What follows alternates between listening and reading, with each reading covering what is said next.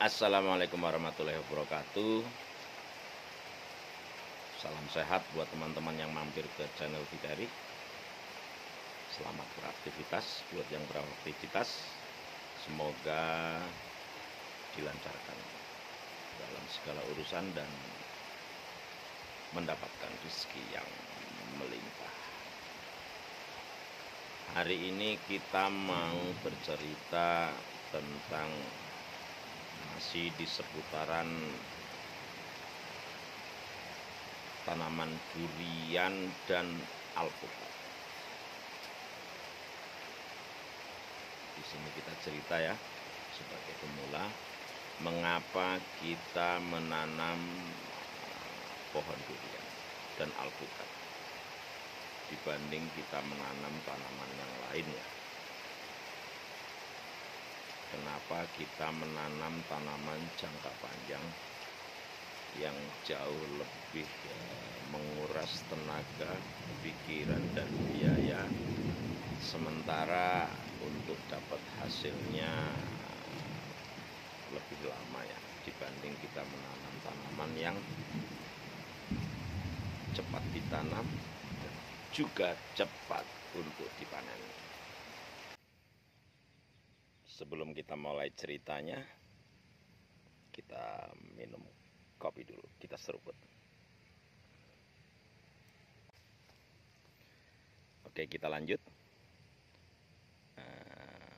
Siang ini kita cerita tentang mengapa saya tanam pohon durian dan alpukat. Kita tarik mundur atau kilas balik dulu ya. Di tahun 2020, saat kita masih aktivitas di proyek, kita sudah mencoba menanam tanaman lain ya, selain durian dan alpukat. Yang kita tanam itu dulu adalah jahe merah, karena saat itu jahe merah booming ya, kita mengejar momen. Jadi di semua lahan ini dulu kita tanam jahe merah.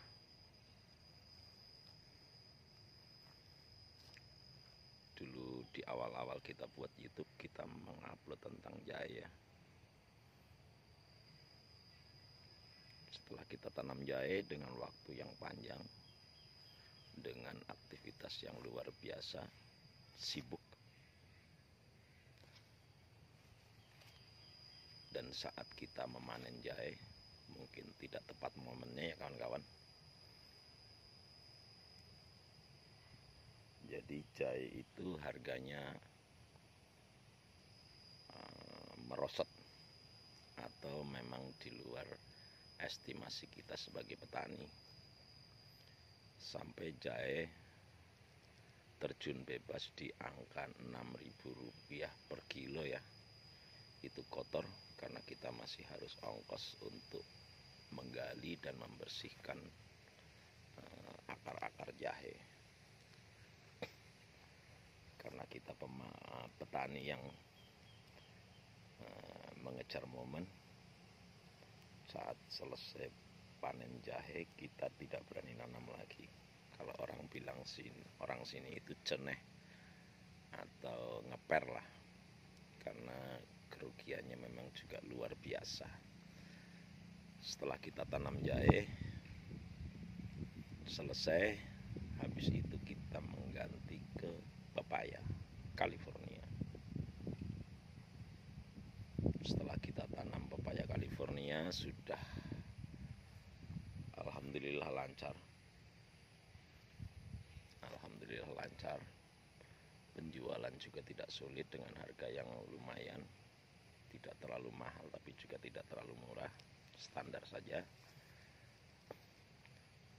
Dan saat itu kita berpikir bahwa kita kepingin nanam tanaman yang berjangka panjang. Karena kalau kita tanam pepaya, kita 1,5 tahun juga sudah harus mengganti ya, karena tanamannya juga sudah tidak maksimal. Sehingga saat kita tanam pepaya, sampai di titik puncak 1 tahun, belum sampai di puncak atau di puncak panenan di usia 1 tahun, kita coba tanam durian sebagai proyek untuk target jangka panjang. Karena kita tidak mungkin akan melakukan pertanian dengan luasan tanah yang cuman segini untuk tanam pepaya ya. Jadi kita akhirnya memutuskan tanam durian, dan setelah duriannya sudah mulai tumbuh dan terganggu pertumbuhannya oleh akar-akar pepaya, sehingga pepaya kita habiskan ya. Kita tebang semua, kita jual mentah sisanya, dan akhirnya kita konsen untuk tanam durian. Jadi kita memutuskan tanam durian itu sudah melewati proses panjang. Tadinya kita kepingin menanam durian sambil bertanam tanaman lainnya yang jangkanya tidak terlalu panjang atau tumpang sari, tapi ternyata kita kesulitan ya, terutama dari sisi tenaga, karena terus terang sangat sulit ya. Tenaga itu di sini agak sulit untuk bekerja di pertanian, karena ongkos tenaganya itu hampir mirip dengan orang yang kerja di proyek ya, atau di bangunan, sehingga biayanya menjadi sangat mahal. Sehingga kita putuskan durian dan kita rawat sendiri, hanya sekali-sekali aja kita pakai tenaga orang. Dan kenapa kita tanam durian? Karena terus terang kami ada di satu tempat, satu daerah di mana durian itu menjadi primadona. Owner Viteri sendiri tinggal di Mancak,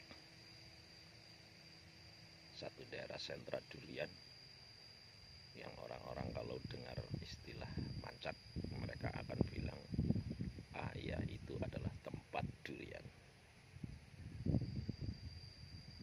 Dan durian sebanyak apapun di daerah kami ini selalu habis ya. Tidak ada orang bicara tentang orang tanam durian sulit untuk menjual.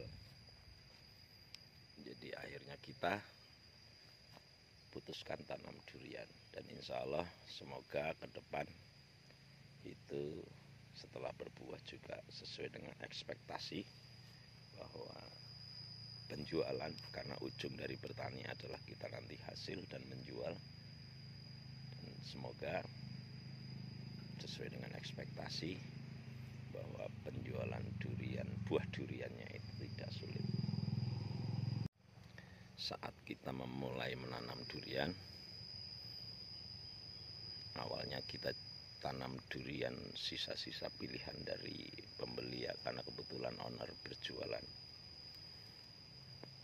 bibit durian, dan bibit durian yang kita tanam adalah bibit-bibit sisa pilihan dari para pembeli, dan kita tanam ya,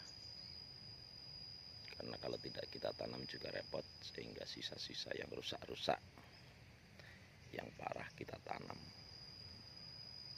Dan setelah kita rawat seperti ini ya teman-teman,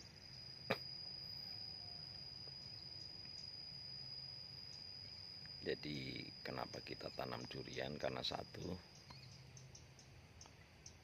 durian adalah tanaman jangka panjang yang kita cukup nanam sekali, dan kita akan menikmati hasilnya beberapa tahun atau selamanya ya, harapannya. Yang kedua adalah perawatannya tidak terlalu luar biasa, seperti kita menanam jahe atau pepaya atau cabai yang jangka pendek, apalagi bawang merah.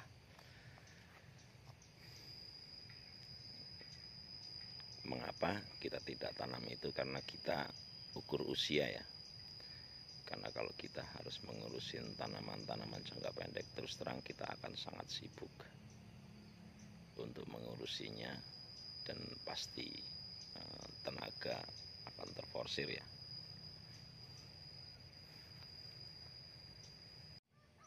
Dan yang ketiga, mengapa kita tanam durian dan juga alpukat, karena pasar ya. Kebetulan di Mancak ini durian itu tidak sulit dalam sisi penjualannya, sehingga kita memutuskan untuk tanam tanaman alpukat dan durian. Dan yang keempat adalah karena durian, terus terang keluarga Viteri atau Viteri family itu pecinta durian ya, dan juga penikmat durian, sehingga kita harus menanam durian-durian premium. Karena Viteri family itu pecinta durian dengan rasa ada sensasi pahitnya. Karena kalau tidak ada sensasi pahit, menurut mereka nggak enak. Apalagi jagoan kita ya, itu sangat suka dengan durian dengan sensasi pahit nendang, sehingga kita menanam durian musangking, oji, dan juga bawor.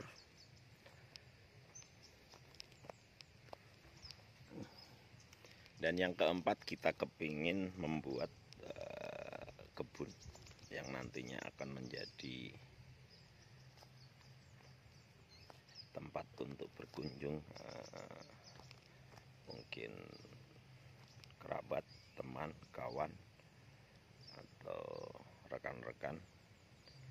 Saat musim durian tiba, mereka akan bisa datang ke kebun langsung untuk menikmati duriannya dengan sensasi petik sendiri, seperti yang sudah dilakukan oleh senior-senior yang lain yang lebih dulu menghasilkan buah durian. Mereka menggunakan momen untuk membuka tempat agrowisata, istilah sekarang ya, di mana tempat itu menjadi tujuan wisata sambil menikmati buah durian dan alpukat dengan sensasi petik sendiri.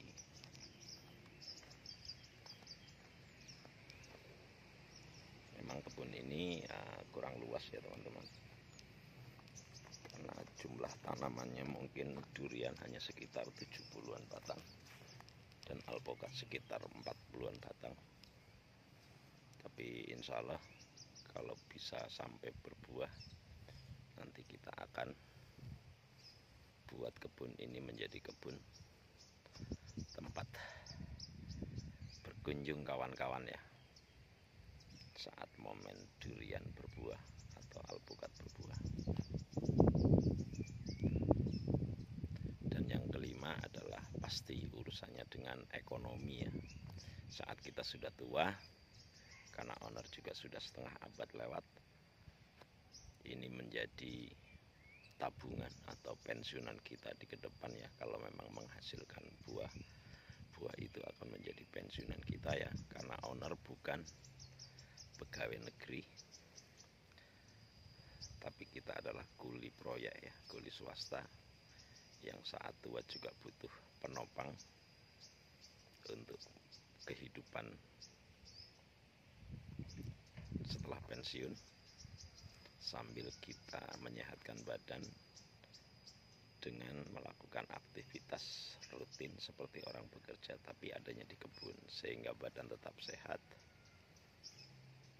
Karena bagaimanapun juga setelah pensiun tetap badan harus keluar keringat.